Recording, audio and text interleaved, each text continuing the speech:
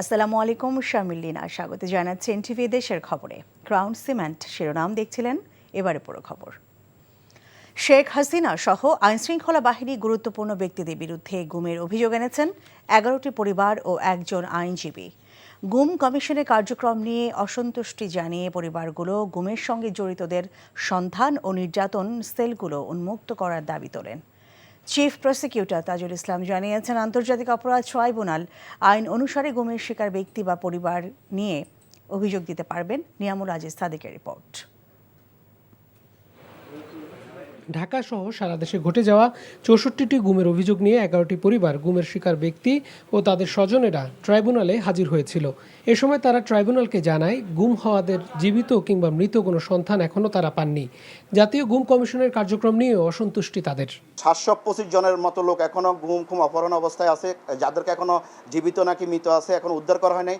৭০ থেকে ৮০টার উপরে আয়নাঘর নামে আছে, কিন্তু এখনও একটা আয়নাঘর উন্মোচন করা হয় নাই। যারা ফিরে আসেনি তাদেরকে যেন যে কোনোভাবে ফিরে পাওয়া যায়, এজন্য আয়নাঘরগুলো যে উন্মুক্ত করার কথা বলা হয়েছে, অন্তত ওই পরিবারগুলো সান্ত্বনা পাবে যে হ্যাঁ, হয়তো এখানে থাকতে পারে। পরে তারা ট্রাইব্যুনালে শেখ হাসিনা সহ আইনশৃঙ্খলা বাহিনীর গুরুত্বপূর্ণ ব্যক্তিদের বিরুদ্ধে গুম ও নির্যাতনের অভিযোগ করেন।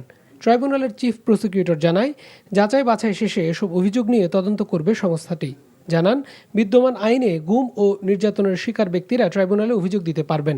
11টা অভিযোগের মোট 12 জন ব্যক্তির ব্যাপারে সব জায়গাতেই প্রধানমন্ত্রীকে ওনারা অভিযুক্ত করেননি। সেখানে র্যাবের প্রধানকে করেছেন, স্বরাষ্ট্রমন্ত্রী করেছেন, পুলিশের প্রধানকে করেছেন, এরকম করেছেন। কিন্তু এগুলো তো আমরা যাচাই বাছাই সাপেক্ষে দেখব। কোনো ভিকটিম এসে এইখানে বিচারের জন্য আসতে পারেন এবং আন্তর্জাতিক অপরাধ ট্রাইব্যুনালের তদন্ত এবং প্রসিকিউশন টিম যদি মনে করে যে এটা ঘটেছে, তাহলে এই ট্রাইব্যুনালে সেটা বিচারের জন্য উপস্থাপন করতে পারবেন। বাবার ছবি নিয়ে কয়েকজন শিশু এসেছিল ট্রাইব্যুনালে, যাদের শৈশব কাটছে বাবার গল্প শুনে বা ভিডিও দেখে। তাদের কণ্ঠে ছিল প্রিয়জনকে ফিরে পাওয়ার আকুতি। বাবার পিকচার আর ভিডিও দেখে আমি বড় হয়েছি, বাস্তবে কখনো দেখিনি। তো আমি চাই যে আমার বাবা মুক্তি পাক, ডিজিএফআই দেখে। বাবার কথা বলে যে বাবা কবে আসবে, কোথা থেকে পাবো বাবাকে। Niamul Aziz Sadik, NTV news, Dhaka. বিএনপির ভারপ্রাপ্ত চেয়ারম্যান তারেক রহমানের পক্ষ থেকে সন্ত্রাসীদের হামলায় নিহত তরুণ সেনা কর্মকর্তা লেফটেন্যান্ট তানজিম সারওয়ার নির্জনের টাঙ্গাইলে গ্রামের বাড়িতে গেছেন সেনাবাহিনী কয়েকজন সাবেক জেনারেল ও অফিসার। এ সময় তারা তানজিমের স্বজনদের সমবেদনা জানান এবং দুপুরে তার কবর জিয়ারত ও দোয়া করেন। অবসরপ্রাপ্ত মেজর জেনারেল ফজলে ইলাহি আকবরের নেতৃত্বে সাবেক সেনা কর্মকর্তাদের মধ্যে উপস্থিত ছিলেন অবসরপ্রাপ্ত লেফটেন্যান্ট কর্নেল শামসুজ্জামান, অবসরপ্রাপ্ত লেফটেন্যান্ট কর্নেল সিদ্দিক, অবসরপ্রাপ্ত লেফটেন্যান্ট কর্নেল রশিদ। আরও উপস্থিত ছিলেন টাঙ্গাইল জেলা বিএনপির সভাপতি হাসানুজ্জামিল শাহিন এবং সাধারণ সম্পাদক অ্যাডভোকেট ফরহাদ ইকবাল। নিহত লেফটেন্যান্ট তানজিমের বাড়ি টাঙ্গাইল সদরের বেদকা গ্রামে। গত 23শে সেপ্টেম্বর রাতে কক্সবাজারের চকরিয়া উপজেলার পূর্ব মাইশপাড়া এলাকায় অভিযানে গিয়ে ডাকাতের ছুরিকাঘাতে সেনা কর্মকর্তা মোহাম্মদ তানজিম সারওয়ার নির্জন নিহত হন।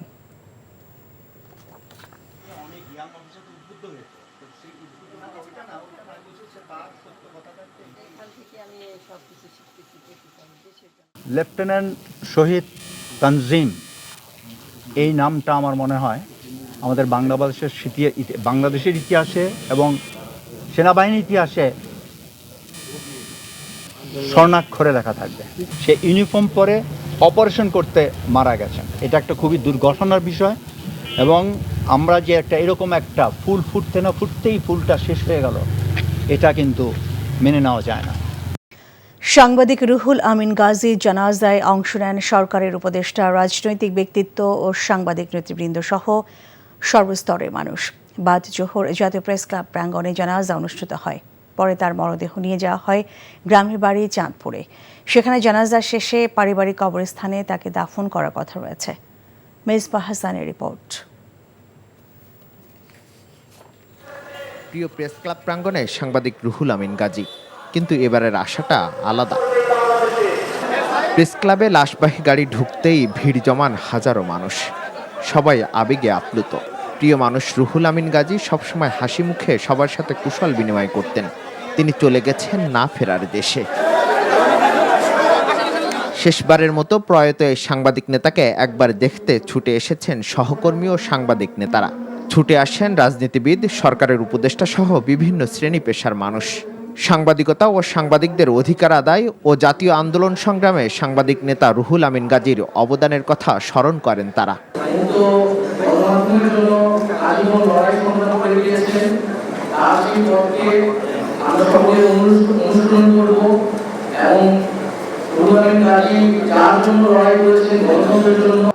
প্রিয় অভিভাবককে হারিয়ে পাগল প্রায় সন্তান, বাবার স্মৃতিচারণ করে দোয়া চান সবার কাছে।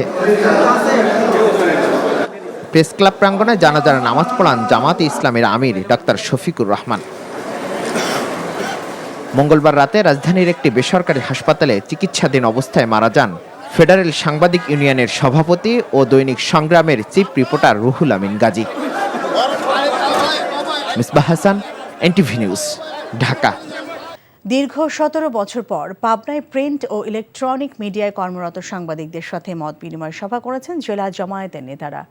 দুপুরে পাবনা প্রেস ক্লাবে ভিআইপি মিলনায়তনে এই সভা অনুষ্ঠিত হয়। মত বিনিময় সভায় জামায়াত নেতৃবৃন্দ গণহত্যার দায়ে শেখ হাসিনাকে দেশে ফিরিয়ে এনে আন্তর্জাতিক অপরাধ ট্রাইব্যুনালে বিচার দাবি করেছেন। পাবনা জেলা জামায়াতের সেক্রেটারি অধ্যক্ষ হাফেজ মাওলানা ইকবাল হোসেনের সঞ্চালনায় বক্তব্য রাখেন জেলা জামায়াতের আমির অধ্যাপক আবু তালেব মণ্ডল। সভা শেষে বৈষম্য বিরোধী ছাত্র আন্দোলনে নিহত ও আহত এবং সাংবাদিক নেতা রুহুল আমিন গাজী সহ দেশবাসী ও সাংবাদিকদের কল্যাণ চেয়ে মোনাজাত পরিচালনা করেন জেলা জামায়াতের নায়েবে আমির মাওলানা জহুরুল ইসলাম। চাঁদপুরে বেড়েছে ডেঙ্গু রোগীর সংখ্যা। গত কয়েক সপ্তাহে হাসপাতালে চিকিৎসা নিয়েছে প্রায় 150 রোগী। এই অবস্থায় চিকিৎসা সেবা দিতে হিমশিম খাচ্ছেন চিকিৎসকরা। প্রতিদিনই হাসপাতালে ভর্তি হচ্ছেন রোগী। ডেঙ্গু প্রতিরোধে সবাইকে সচেতন হওয়ার আহ্বান জানিয়েছে স্বাস্থ্য বিভাগ। এদিকে চাঁদপুর শহরে বিভিন্ন স্থানে পরিষ্কার পরিচ্ছন্নতা ও ডেঙ্গু লার্ভা ধ্বংস কার্যক্রম শুরু হয়েছে। আগামী 3 দিন রংপুর বিভাগ ও তৎসংলগ্ন উজানে অতি ভারী বৃষ্টিপাতের সম্ভাবনা রয়েছে। ফলে তিস্তা, ধরলা ও দুধকুমার নদীর পানি দ্রুত বৃদ্ধি পেতে পারে। এ সময় লালমনিরহাট, নীলফামারী, রংপুর ও কুড়িগ্রাম জেলার তিস্তা নদীর পানি বিপদ সীমা বরাবর প্রবাহিত হতে পারে। বন্যা পূর্বাভাস ও সতর্কীকরণ কেন্দ্রের উদ্ধৃতি দিয়ে আজ দুপুরে এসব তথ্য জানিয়েছেন লালমনিরহাট পানি উন্নয়ন বোর্ডের নির্বাহী প্রকৌশলী সুনীল কুমার। বর্তমানে তিস্তা ও ধরলার পানি সমতলে স্থিতিশীল থেকে বিপদসীমার নিচ দিয়ে প্রবাহিত হচ্ছে। দিনাজপুর হিলি স্থলবন্দর দিয়ে ভারত থেকে আবারও আলু আমদানি শুরু হয়েছে। দীর্ঘ 2.5 মাস বন্ধ থাকার পর আজ দুপুরের দিকে প্রায় 50 মেট্রিক টন আলু নিয়ে ভারতীয় 2টি ট্রাক দেশে প্রবেশ করে। স্থানীয় আমদানিকারকের প্রতিনিধি পারভেজ হোসেন জানান, দেশের বাজারে আলুর দাম ঊর্ধ্বগতি, তাই বাজার নিয়ন্ত্রণ রাখতে ভারত থেকে আলু আমদানি করা হচ্ছে। আজ দুপুরে ভারতীয় 2 ট্রাকে 47 মেট্রিক টন আলু আমদানি করা হয়েছে। এসব আলু ভারতের জলপাইগুড়ি থেকে আমদানি করা হয়েছে। আমদানি বাড়লে দেশের বাজারে আলুর দামও কমে আসবে। আসন্ন দুর্গাপূজায় রাজশাহী জেলায় কোনো ধরনের নাশকতার সম্ভাবনা নেই বলে জানিয়েছেন পুলিশ সুপার আনিসুজ্জামান। দুপুরে জেলা পূজা উদযাপন পরিষদের সাথে এক মত বিনিময় সভায় তিনি এসব কথা বলেন। পুলিশ সুপার বলেন, বিগত দিনের চেয়ে পুলিশ প্রশাসন আরও বেশি তৎপর হয়েছে। প্রতিটি মন্দির ও মণ্ডপে আনসার বাহিনীর পাশাপাশি পুলিশ মোতায়েন থাকবে। এবারের শারদীয় দুর্গোৎসব আরও আনন্দময় হবে বলে আশা করেন তিনি। মত বিনিময় সভায় রাজশাহী জেলার 9টি উপজেলার মন্দির ও মণ্ডপ কমিটির সদস্যরাও উপস্থিত ছিলেন। ফেনীর ফুলগাজী, পরশুরাম ও ছাগলনাইয়ায় বন্যায় ক্ষতিগ্রস্ত 100 পরিবারের মাঝে টিন উপহার বিতরণ করেছে বিএনপি। দুপুরে পরশুরাম উপজেলা অডিটোরিয়ামে ঢাকা মহানগর দক্ষিণ বিএনপির আহ্বায়ক ও ফেনী 1 আসনের সাংগঠনিক সমন্বয়ক রফিকুল আলম মজনুর সার্বিক তত্ত্বাবধানে অনুষ্ঠানে উপস্থিত ছিলেন বিএনপি কেন্দ্রীয় নির্বাহী কমিটির ভারপ্রাপ্ত সাংগঠনিক সম্পাদক অনিন্দ্য ইসলাম অমিত সহ বিএনপি অঙ্গ ও সহযোগী সংগঠনের নেতাকর্মীরা। এ সময় বিএনপির পক্ষ থেকে এই কার্যক্রম অব্যাহত থাকবে বলে জানিয়েছেন তারা।